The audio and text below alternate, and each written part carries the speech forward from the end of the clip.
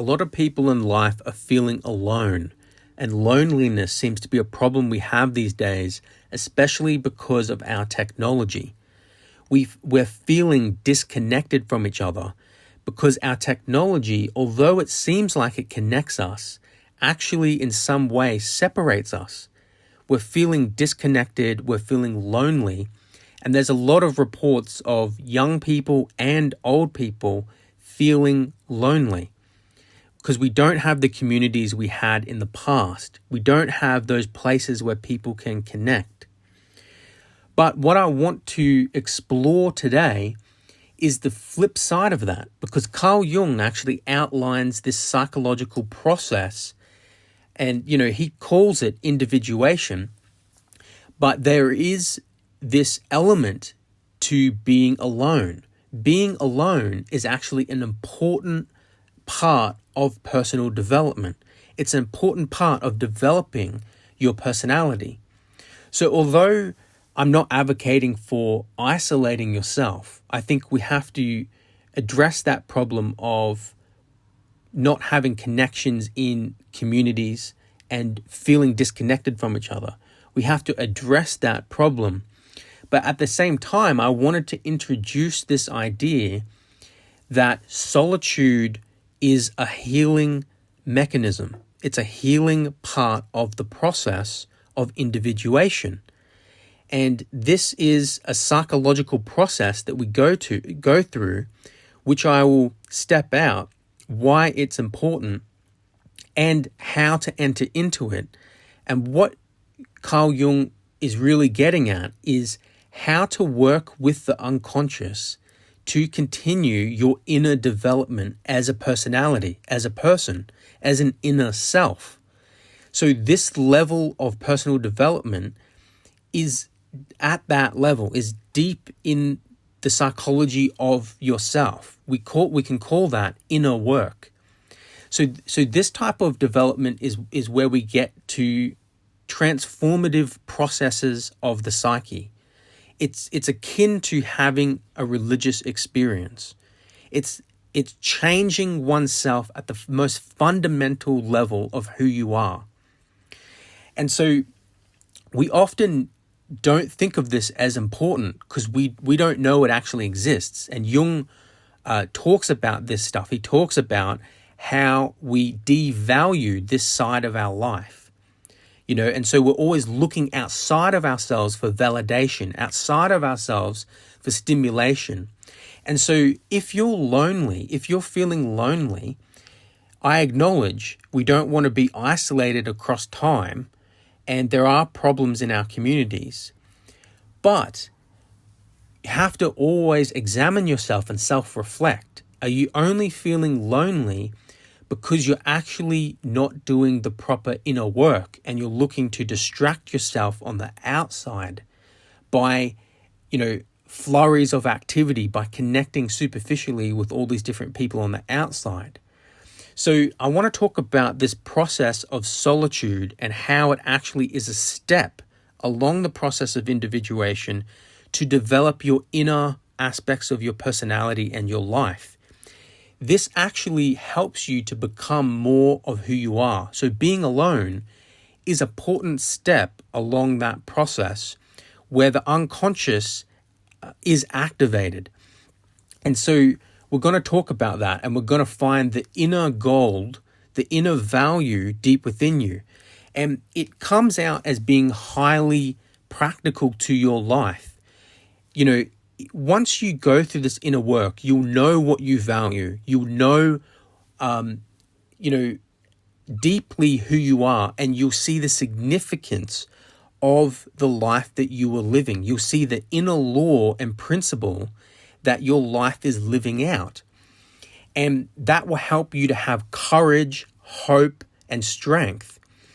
And it all comes through having the conscious mind connect with the unconscious aspects of who you are to further develop your sense of self into a broader aspect of your personality. So you actually become more whole. Your personality is wider and broader, and you're more capable of understanding and being sensitive towards the inner aspects of yourself. Most people are not conscious of that. So they search for development outside themselves. They search for some activity outside themselves. They think their salvation is by doing things on the outside. But there's a very important aspect to that, because, of course, we have obligations. We have things we have to do as a matter of practicality. But if those things are done in a way where we are not attending to the inner development of who we are, we become a shell. Our life becomes meaningless. Despite what we've achieved, despite what we've done, we don't feel any sense of meaning or connection in life. We're just moving along for no real purpose. But the type of psychological process that I'm going to introduce to you, and that follows along what Carl Jung teaches, is going to help you to delve deeper into your unconscious, delve deeper into yourself, so you can perform the inner work at that level of your self-identity. And so most people aren't really aware of that. They're not aware that that is something they can develop because they're not aware of their unconscious. But we're going to delve into that process. And so I'm going to open up with this quote from Jung in his collected works in volume 12. And that book is called Psychology and Alchemy. So here's the quote. "I know from experience that all coercion, be it suggestion, insinuation, or any other method of persuasion, ultimately proves to be nothing but an obstacle to the highest and most decisive experience of all, which is to be alone with his own self, or whatever else one chooses to call the objectivity of the psyche. The patient must be alone if he is to find out what it is that supports him, when he can no longer support himself. Only this experience can give him an indestructible foundation." Okay, so let's talk about that.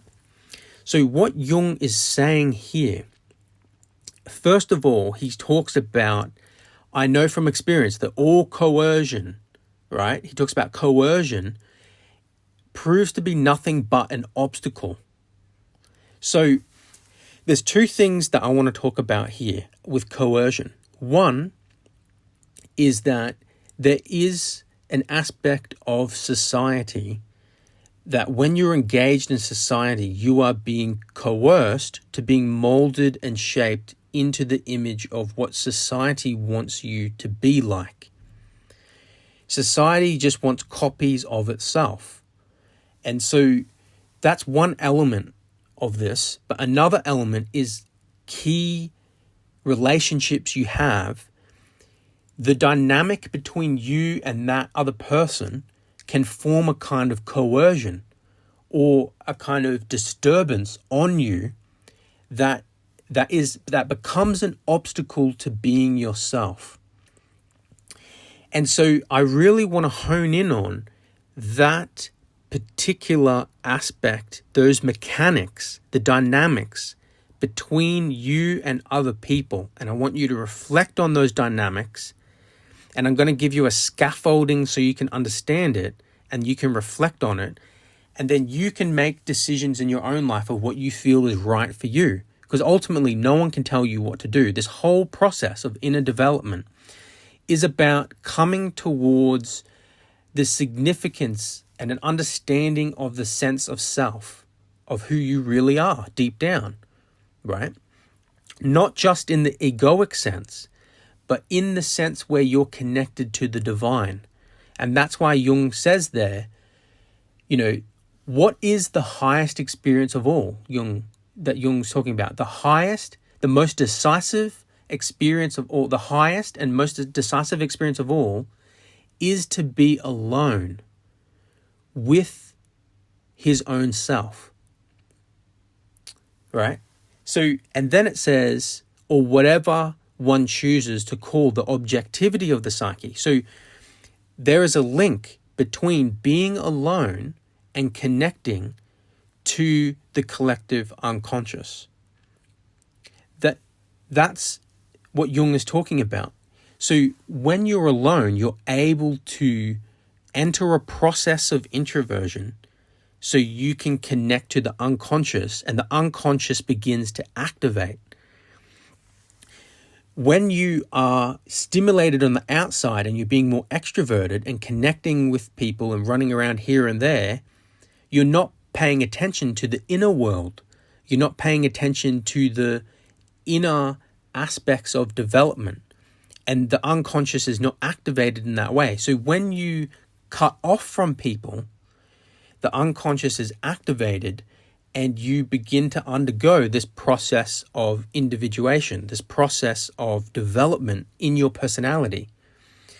Now, I just want to quickly say, what is personality? We often don't think of it as anything, right? And so let me just read this quick thing from Jung. He says later on in this passage, he says, since no outward support is of any use to them, they must finally discover it in themselves, right? And then he goes on to talk about how the rational point of view would dismiss this, because in our culture, we don't think anything can actually come from ourself. We don't think a solution to our life can come from the inside. We think it can only come from the outside. Because it's very hard to explain, because, when you the common sense is, you can easily say, I learned from this person, I learned from that person, and that's how you learn to overcome problems. That makes rational, logical, practical sense.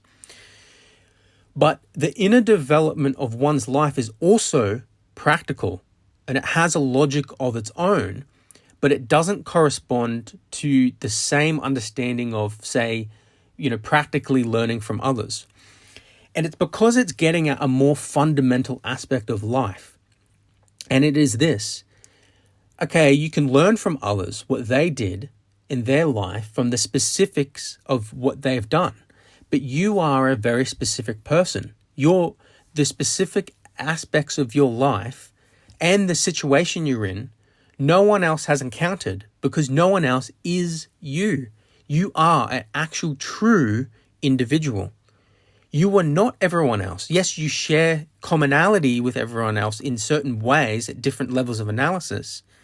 But as you strip those layers of commonality away and you get down to the individual aspect of who you really are, the significance and meaning of your individuality, then you get down to your true aspect of self that is separate and distinct, your true uniqueness. What makes you unique? Your thumbprint, it's a matter of practicality. Your thumbprint is unique. No one else has your exact thumbprint, and no one else has your exact, body. Your life, even in space and time, even with, say, identical twins, you still live a slightly different life. You actually are, experiencing different things from a different angle, from a different point of view, and so you are a unique individual. That is the point. And that's what Jung's psychological process gets at, is it gets deep down at these, of getting into developing into your true self. And a part of that is finding your own way. So you can learn from people. And of course, that's a practical thing that you should learn from other people on the outside. But at some point, you must find your own way. So this is why this inner development is so important. So if you don't find your own way, you'll fail to find the significance of the meaning of your own life. And that is really the most important thing that we're all looking for. We're looking for happiness, but we don't realize that what we're really looking for is true meaning. And that true meaning is a joy in itself. It's the highest joy one can experience within oneself. And so this is why, it's so important. So, and it also links to what we would call God or the collective unconscious, because Jung is talking about being alone with themselves, but in doing that, you are allowing the unconscious, or you're allowing God to now speak. You can now hear clearly the inner voice instead of being distracted from society and people and relationships outside of you. So that's a really powerful thing. And so I want to also now introduce this other quote from Jung. He says in Memories, Dreams, Reflections, he says, "As a child, I felt myself to be alone, and I am still, because I know things and must hint at things which others apparently know nothing of, and for the most part do not want to know. Loneliness does not come from having no people about one, but from being unable to communicate the things that seem important to oneself, or from holding certain views which others find inadmissible. The loneliness began with the experiences of my early dreams and reached its climax at the time I was working on the unconscious." And then he goes on and he talks about how if a person knows more than others, that they will become lonely, right? But then he talks about how loneliness doesn't mean you can't have companionship, but it's about being sensitive to one another and understanding that each person is an actual individual and respecting the individual aspect of each other. If you're able to do that, then you're not stuck in this projection where you don't really see the other person clearly. And this is a big thing where I wanted to delve into the mechanics of the specifics of individuation, the specifics of doing this inner work, because your sense of self is so important to becoming who you are. Because your sense of self, not just your ego, but your sense of self in relation to what would say the true self, or in relation to God or the unconscious, is this inner aspect of you that is almost holy, right?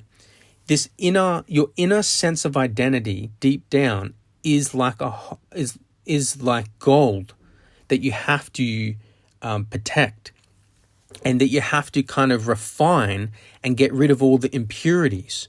So you'll recognize this, say, if you're in a bad relationship that wasn't right for you. That relationship feels like there's an impurity going on. It feels like there's something is not quite right.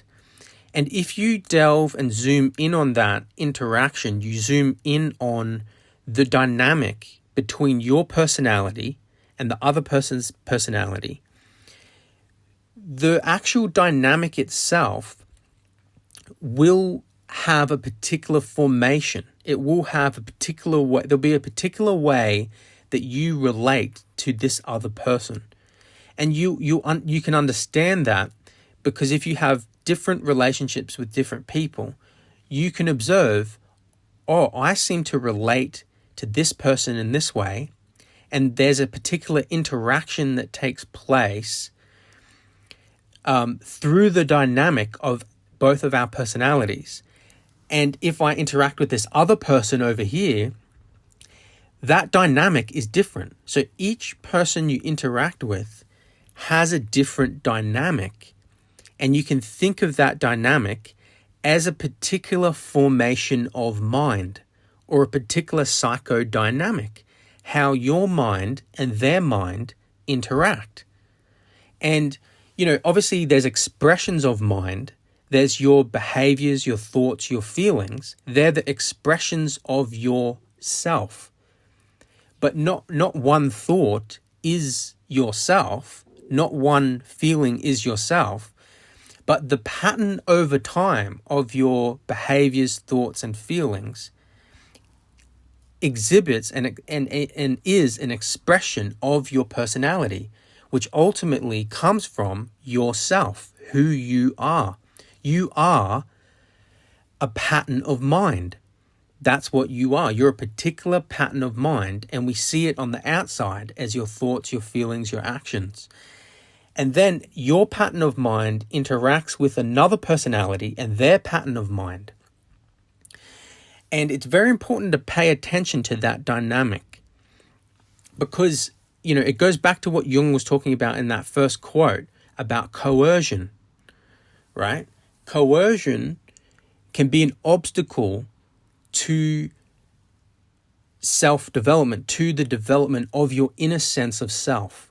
Now, I want to lay out something I've observed, and there's three, there's probably more than this, but this is three basic ways, things that can happen in a relationship.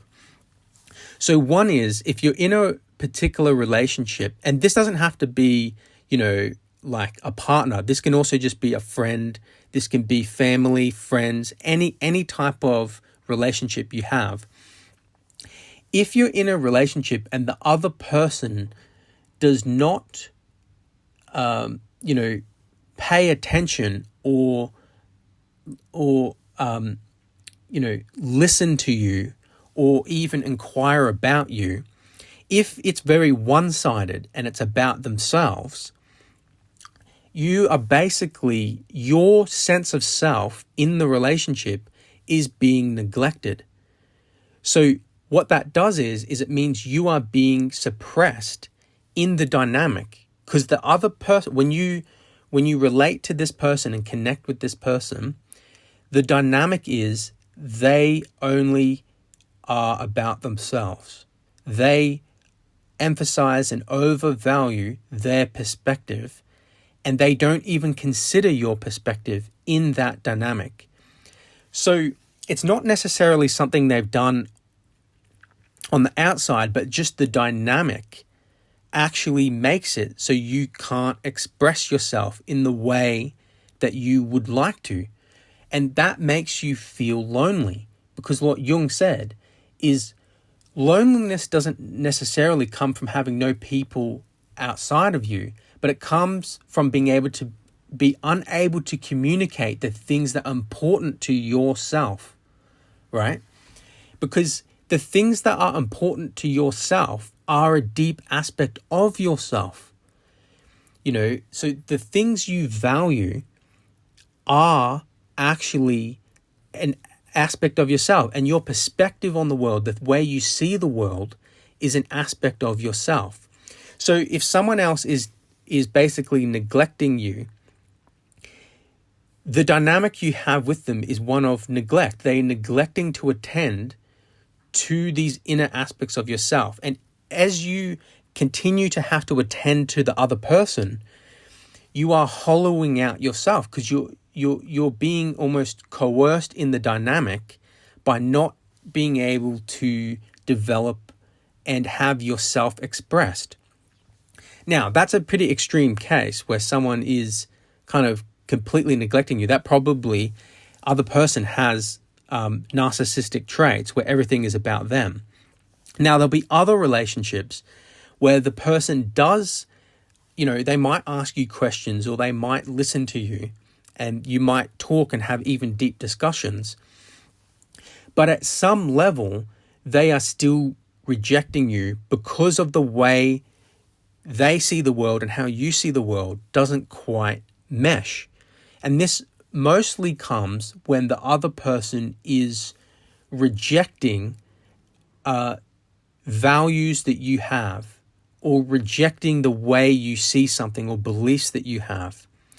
So you'll say something and they'll either dismiss it, or they will only ever interpret what you say from their point of view. And so if they're only ever interpreting what you say from their point of view, they're not able to actually share and appreciate who you are. They're not validating who you are. So, often you might share something that you say, and they will dismiss it or reject it, or say why that's not important, or they'll take it the wrong way and say something else. So at some point, if you continue to be suppressed in this way, it's they might not be doing it deliberately. It's just the dynamic you have with that person, that somehow what you value and how you see things is not being able to be transferred over to the other person. They don't really have an understanding of who you are and what you're saying. So now you feel alone because you're not able to communicate the things that are important to you. The other person can't receive the communication. For some reason, they're not capable of understanding who you are. And so at that point, you have to move on from that person and disconnect from them, because they're going to be a hindrance, because they're going to have certain ideas of how things should be, but they're not actually aware, they're not conscious of your consciousness. They're not conscious of your individuality. So they actually wreak havoc on your identity, not purposely, but through the dynamic of the interaction. And there's an interesting way to phrase this, and that's called metaphysical violence. They conduct metaphysical violence on your sense of self, because they are basically dismissing you, not consciously, but in a way where, because they can't understand you and accept or see the fullness of who you are, just by default, they are rejecting those elements of who you are because they can't validate them. They can't say or see or speak to those aspects of yourself within yourself. So you have a wider, broader personality that cannot be acknowledged by this other person. And so at that point, there's aspects of yourself, needs within yourself that are not being fulfilled by this other person. And actually, likely, you are being harmed by this other person because they're enforcing their way of seeing things onto you. And every connection and relationship needs a kind of harmony. If we speak of it kind of like music, if you picture that you are a particular instrument, a sound, and this other person is another sound, in the beginning, you might be harmonizing at a certain level and it might sound okay. But as you get deeper into the song or deeper into the aspect of your personality, at the deeper, more fundamental levels of your sense of self, you might find throughout the process of individuation, as you integrate more and more of the unconscious aspects of your personality, so you're developing and you're becoming more whole at the deeper levels of your self-identity. As that continues in your personal life, you might find that the sound that you're delivering and the other person is vibrating at comes to a point where it doesn't actually harmonize anymore. So although on the surface, maybe through the persona, you harmonized, and maybe even through a little bit of the egoic aspect of yourself, you harmonized. But as you went deeper into your true sense of identity, as you developed, there wasn't quite this harmonization anymore. It didn't quite really match anymore. And it sounded bad in a musical sense. You don't know why. You can't always explain it. It's just a feeling you get. Oh, that doesn't sound right. It doesn't feel right with those instruments together. Those two chords put together doesn't sound right. And that's what it feels like in yourself. Something doesn't feel right. And that's your signal to move along. That's your signal to break away from that and do pruning. And that pruning is important because it's like having many little deaths and rebirths. You have to prune from situations that are not feeling right. And it's not just in the moment. It's not like one thing happened and, a fleeting emotion. It's a pattern across time. So if you are a personality is the pattern you exhibit across time, and their personality is the pattern that exhibits across time. Just like the musical instrument, these patterns, do they harmonize across time? if the song is starting to sound bad, then you've got to change the music, right? So you've got to move on at that point. So it's across time where you get this inner feeling that keeps coming up, and it shows you this is a boundary. This person is violating your inner sense of self, your inner law. And often there's nothing that can, to the other person, they might be unconscious of this, and you might be unconscious of it until you reflect upon it. And because it's at this deep level of analysis of a pattern, it's hard to often communicate to people why this is happening. All you'll be able to say a lot of the time is, it just doesn't feel right. When we interact, there's something that does not feel right. And most of the time it's because their personality is suppressing or coercing your personality. Maybe not deliberately, but through the dynamic, through the interaction. There's a certain reaction that happens when two people come together. Through that dynamic, you feel suppressed somehow, and you're not able to actually live your true, authentic life. And there's a block and a hindrance towards your deep inner development. And so that's why being alone sometimes and releasing yourself from those people is important for your inner journey of who you are. And the other person might not understand it, because they only can understand and be conscious of the level to which they can be conscious at.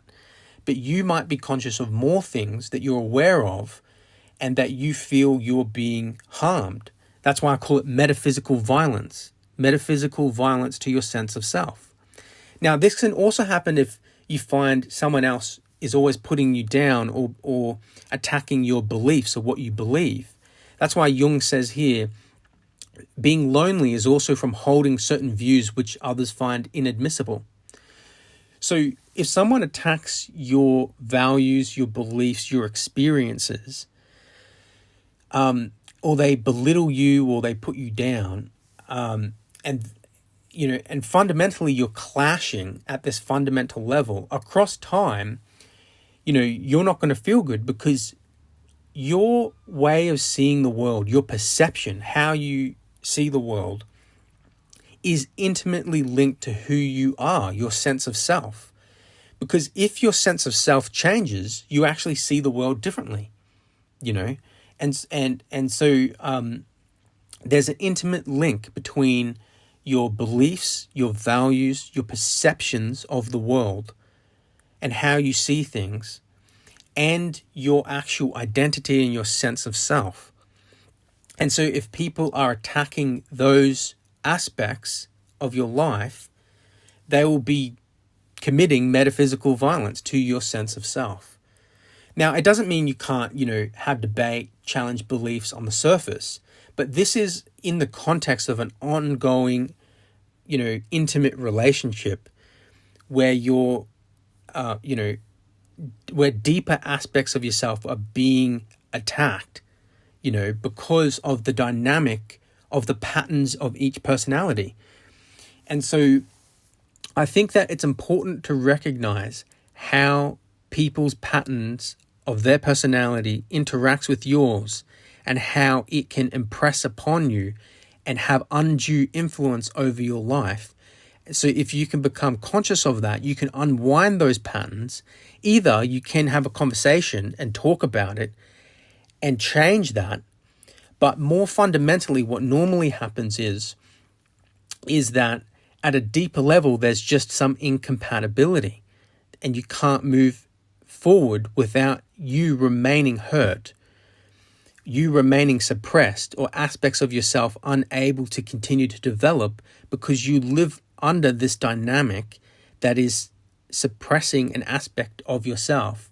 That's why Jung talked about coercion being a stumbling block to being alone with oneself. Because when you're alone, you don't have someone else imprinting on you. You're not imprinted by the external world. You're not imprinted by society. You're not imprinted by those close relationships. You have room to be yourself. You have room for the unconscious to come up now, and your true sense of identity to come up as the imprint. Now you're being imprinted from the inside. And what's really powerful about this is that Jung, in other passages, talks about having an internal structure. So, people are easily influenced from the outside because they don't have an organized structure within on the inside.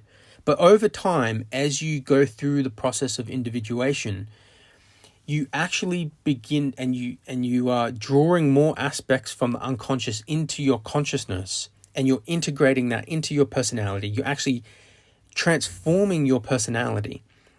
And that is akin to having a religious experience.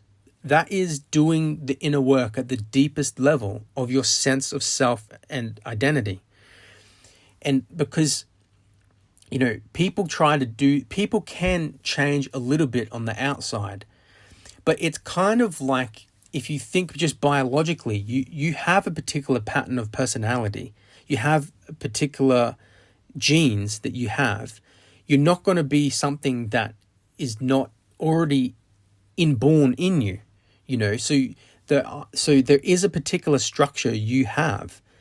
And, so your ability to change is limited on the outside. But if you're doing fundamental work on the inside at the deepest levels, at these archetypal levels, because in some sense, the collective unconscious is mind at large, and there is these deep structures of mind that can be transformed. And that's what religious experiences are. They're where you transform at the deepest levels of your self-identity. Whereas all change on the outside are things you can do, but they're almost like you're building a little construct on top of the fundamental inborn identity. So, your genes, everything, you're born with a particular structure. Most people just build a little bit of change on top of that structure, right? And that's why most people actually don't change. They don't change very much. And that's the rule. The rule is that most people will not change. The exception is that people will change, and mostly that change happens if you do have a transformative experience. It's when you enter into these deeper psychological changes at the deeper levels of the structure of your personality. That's why, for example, like religious experiences have been, documented to help people change who are, say, addicted to alcohol and different things like that. Like, it was very hard for certain people to get rid of addiction. There had to be some type of deeper transformation, transpersonal transformation, where they feel connected to something else. That's why one of the 12 steps, I think, something is this idea of connecting to something beyond oneself, right? To God or whatever it might be. And, there's this transformative process that happens at the deeper layers of our personality. And so basically, I think that that's where real transformative change comes from, is through deep inner work in ourselves, deep introspection within ourselves. And, and it's not a woo-woo thing, because Jung talked about it as simply the unconscious, right? And we know, for example, that if you become aware of how you've been, you might have aspects of your shadow, let's say. There's aspects that were, cut off from you that you forgot about, and they come back to you, and you receive a real refreshment in your life. You actually feel like you've integrated a real new life into your personality, because you might remember, I haven't done this for years. I was suppressed for years because I didn't, for whatever particular reason, and I forgot about these childhood dreams I had, but now I'm living out these childhood dreams, and now I'm full of life again. How many times have you seen a story like that? That's a practical example of someone reintegrating an aspect of their personality that was suppressed for a long time for whatever reason, for whatever practical reason. And now they've reintroduced that aspect of themselves into their life consciously. And now they're able to their actual way and sense of self, their way of being and living in the world is transformed. They actually do feel more joy. They actually are out there doing activities now based on that new sense of identity. So all this inner work is not just theoretical. It actually is nothing if you only listen to it. It's nothing if you only see it as ideas. These ideas are outlining the actual psychological process that you take in your life. And I have to emphasize this, and I think it's so important to always remember, everything you experience, including all the ideas you have, is always done through your first-hand conscious experience. You wouldn't know nothing if it was not for that first-hand conscious experience. That's the primary reality you exhibit and have your way of being in. So it's at that level of transformation that I'm talking about. How you even see the world, everything that you think is outside of you, is colored by who you actually are. Animals see the world differently because their body is different. Like even at that level, but even each individual sees things differently. Their brain is structured in a different way, but also each person is a different person. Your mind is different to my mind in the sense that we have a slightly different perception of things, and there is a uniqueness to how you see different things. And artists are those who are skilled at being able to reveal new ways of seeing things to a broader array of people. And so they unveil the beauty or significance of something, and you're able to enter into a new way of seeing things. And that's also a transformative experience. And so the reason why I talk about that is because everything you experience in your life is an extension of yourself. Because your experience and your being are intimately linked. So your perception, how you see things, and then obviously how you see things then influences how you behave, how you think and feel. It all comes down to your personality, your pattern of mind. You are a pattern of mind. And so this transformative experience that comes from being alone helps you connect, to the unconscious so you can be transformed. And so I'm going to step out a little bit of this process more explicitly now that I've gone through that personal kind of idea of breaking away from people that are not, allowing you to individuate anymore or don't seem to harmonize with your deeper sense of self. I'm going to go through some of this more explicit idea of what Jung's talking about the process behind all that. And it will also bring it into the context of society and the broader world, because that also can impact and influence our lives. So here's a quote from volume 18 of Jung's collected works called The Symbolic Life. And in there he says, "A person who by reason of special capacities is entitled to individuate must accept the contempt of society until such time as he has accomplished his equivalent. Only a few are capable of individuating, because individuation rules out any renunciation of collective conformity until an equivalent has been accomplished whose objective value is acknowledged." Now, what is Jung talking about here? Basically, one aspect of this is that as you individuate, as you undergo this inner self-development process, this inner work, there's parts of yourself that will begin to change. As you begin to change, you start to feel alienated from those around you, and they will also notice differences and change in you because your personality is actually changing. So that's why Jung says that you must accept the contempt of society. So people will start to treat you with contempt because you have a different attitude to life than they do. And because they're being influenced from the external world, and now you're being influenced from the internal world. But Jung has a very specific thing that he says here.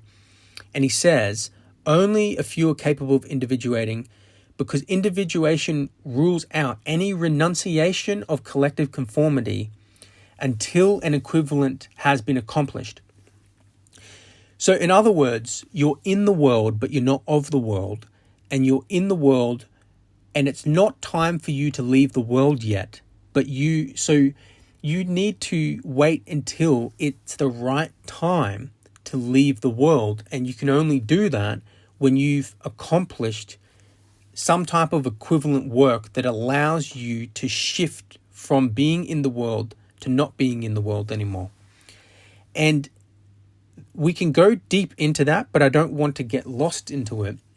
But essentially, what happens is you begin to live under a different set of principles that come from the unconscious within you that don't necessarily align with the principles or the laws of the society, what society is living under.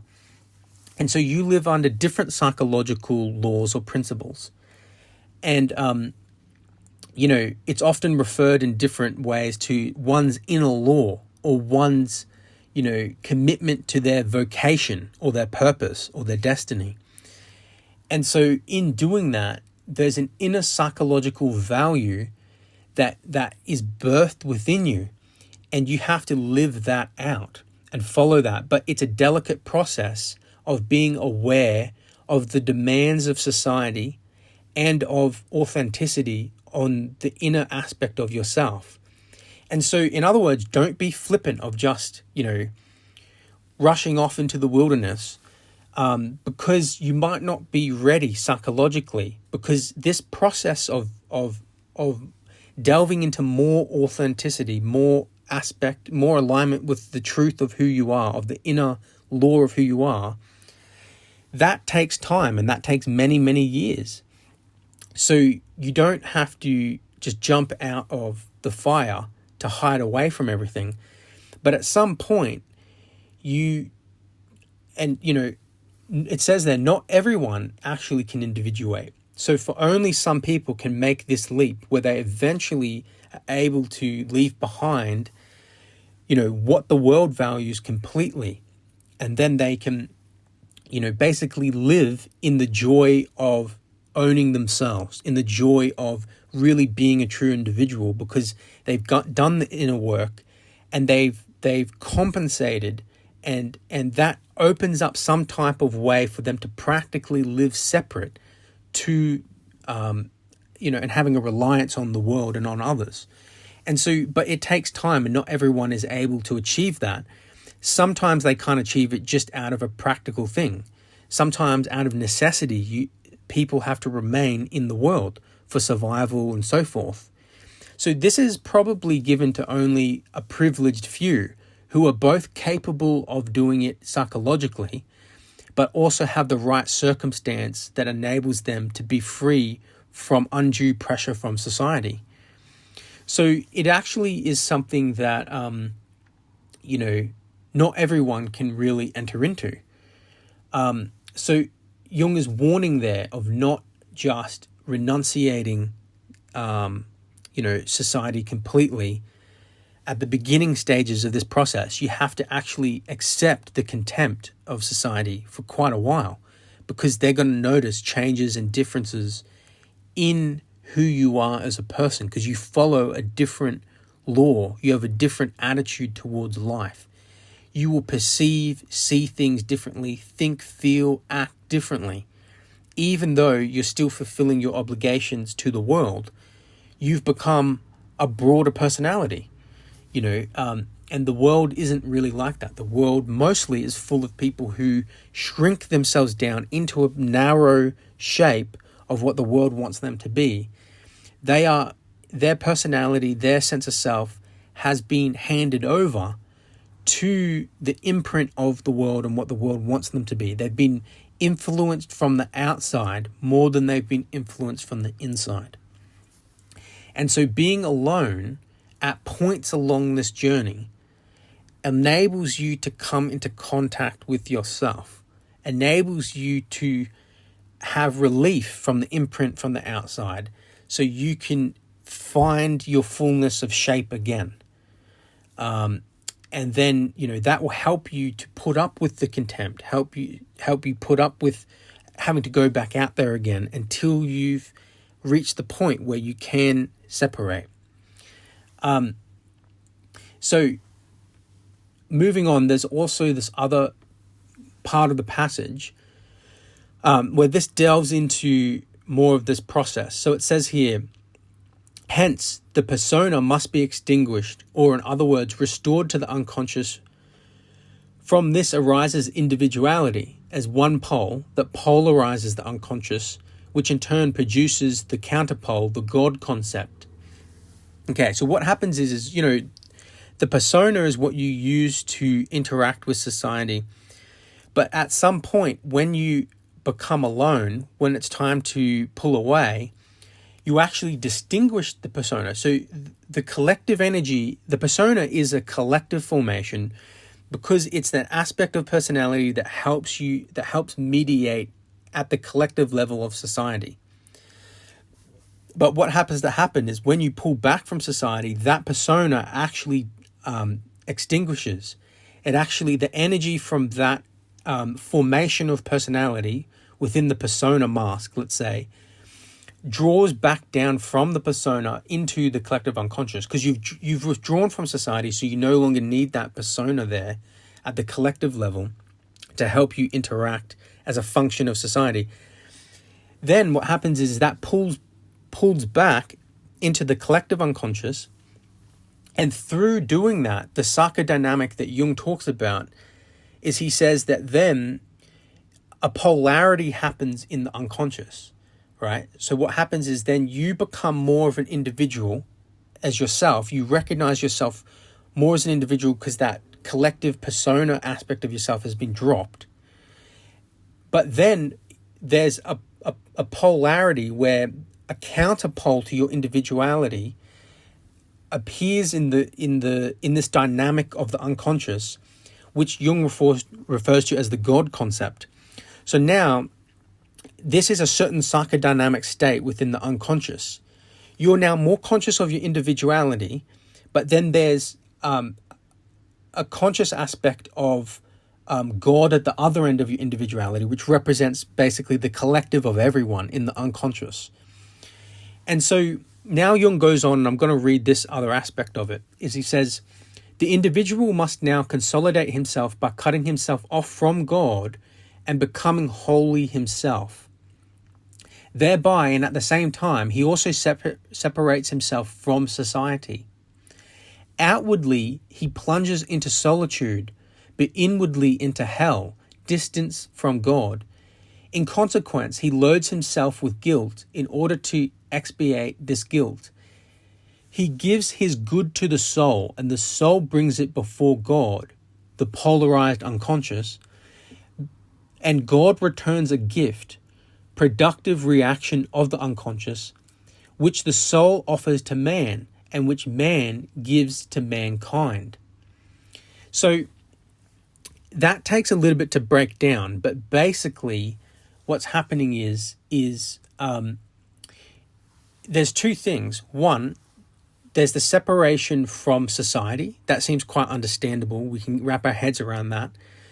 So this is a process of being alone. This is a process of solitude. You pull back from society, the persona drops, you're aware more of your individuality, but then a counterpole of God becomes more prominent. Now you're aware of this God image or collective unconscious. And what happens then is you are also, because you're in your individuality, you're also separated from what is called God on the other side. And the reason is because you always had a particular imprint of what God was throughout your life, an image of God. Whether, if you had a religious background, the easiest way to understand it is dogmatic views of what God is, right? And that forms a particular perception or view of God, a particular psychodynamic formation or the image of God that you're holding.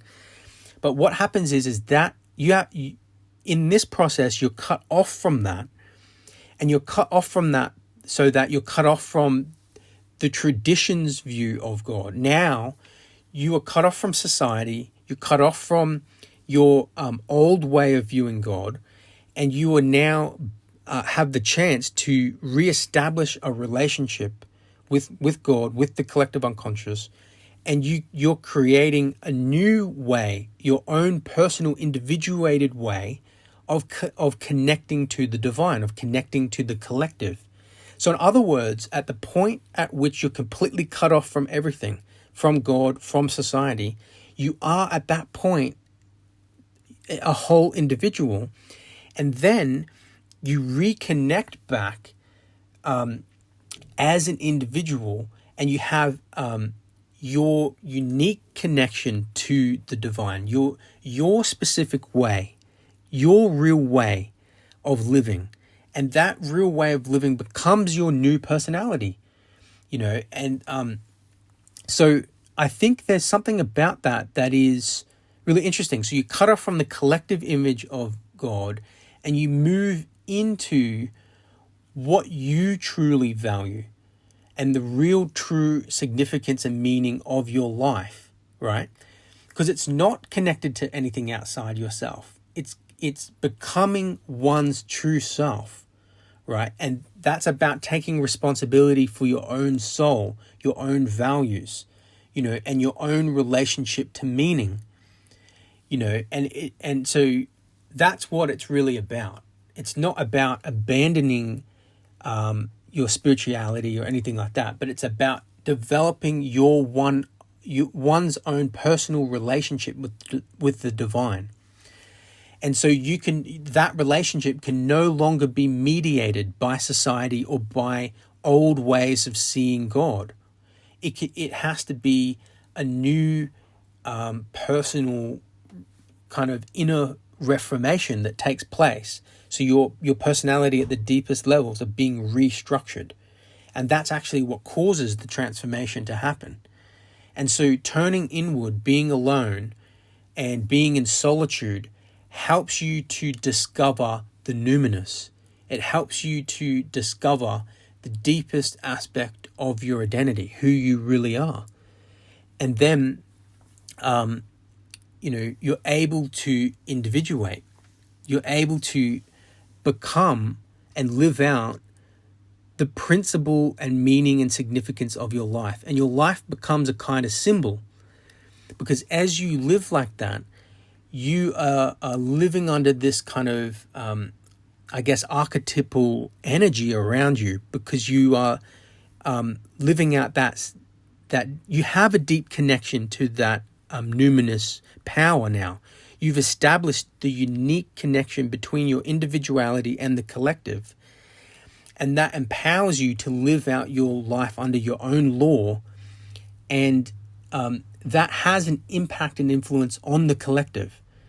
That has, because you now represent your life itself as you live it out under this new psychodynamic state, has an effect on the collective and those around you, because you have become a kind of symbol. You've become a living symbol, a living life that represents this higher way of being, this higher personality.